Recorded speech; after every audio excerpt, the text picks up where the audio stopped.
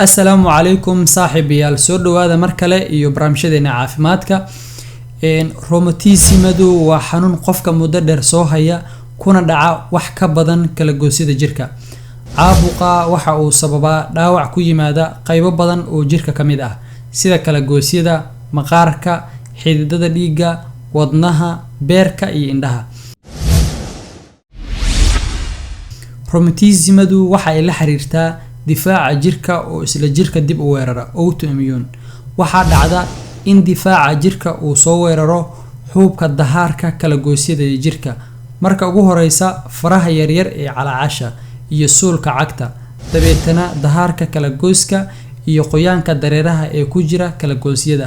ayaa caabuq badan aad ugu faafaa inta kadib difaaca ayaa burburiya carjawda u dhaxaysa kala goosyada labada laf kadibna burburku waxa uu gaaraa lafaha marka kadibna lafta ayaa guranta ama burburta ugu dambeynna labada laf ayaa istaabata taas oo ah sababta uu qofku marka uu dhaqaaq isku dayo uu kala goosyada jilbaha iyo kuwa la midka ah uu uga danqanayo oo carjawdi frictionka ama istaabashada labada laf ka ilaalinaysay ay halkaasi ku burburto waxaana dhacda in muuqaalka kala gooska uu isbedelo dabeetana faruhu qalloocsamaan ama jilibku bararo xanuun badanna uu qofku dareemo inta kadib caabuqa ayaa gaara qaybaha kala duwan ee jirka asaga oo raaca dhiigga sida maskaxda uu weeraro qofkuna uu qandho dareemo iyo murqaha oo sidoo kale weeraro isla markaana murqa xanuun aad u daran oo qofku dareemo in maqaarka uu weeraro sidoo kalena marka uu qofku buulal ama kuuskuus maqaarka ku arko waxa lagu magacaabo rheumatoid nodules inta kadib dhammaan qaybaha kale ee jirka ayuu caabuqu gaaraa si systemic ah ama si baahsanaan ah calaamadaha lagu garto qofka qaba ama uu ku dhacay rheumatismada kow waa danqasho iyo xanuun kala goosyada marka uu fadhiyo iyo marka uu dhaqaaqo qofku waana calaamadaha looga saaro xanuunada keena lafa xanuunka rheumatismada oo rheumatismada ayaa qofku marka uu fadhiyana uu garaacmaa oo kala goosyada iyo lafaha dhani ay xanuunaan marka uu dhaqaaqana ka dara oo labadii laf ee carjawdu ka burburtay ayaa istaabta ama kala goosyadii carjawdu ka dhex baxday ayaa istaabta markaana danqasho saaid ayuu qofku dareemaa waana mid kamid ah calaamadaha ugu wanaagsan ee looga saaro cudurrada kale ee keena lafa xanuunka sidoo kale daal qandho miisaanka qofka oo hoos u dhaca waxa kale oo kamid ah marka ugu horeysa waxa uu kasoo bilowdaa faraha gacmaha iyo suulka cagta kadibna si tartiib ah ayuu ku gaaraa suxullada jilbaha miskaha iyo garbaha inta badan waxa lagu arkaa labada dhinac ee jirka tusaale ahaan haddii jilibka midig uu ku dhaco kan bidixna waa laga dareemaa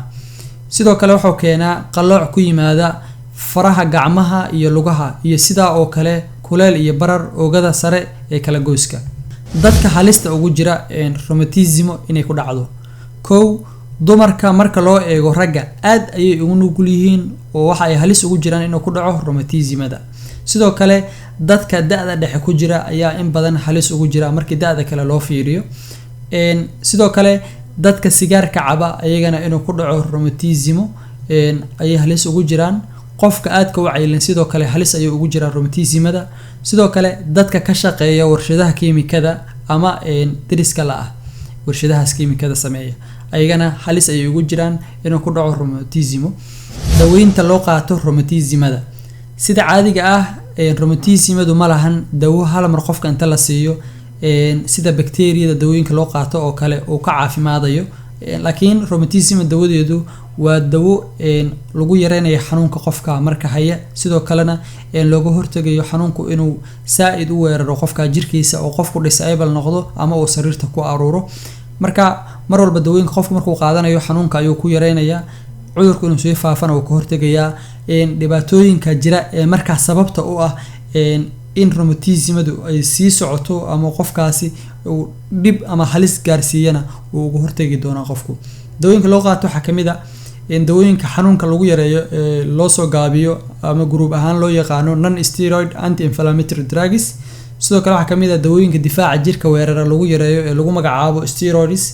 iyo sidoo kale dawooyinka isfidida caabuqa lagu yareeyo ee ay kamid tahay dawada lagu magacaabo methotrexate dawooyinkaas ayaa loo isticmaalaa rheumatismada waa mahadsantihiin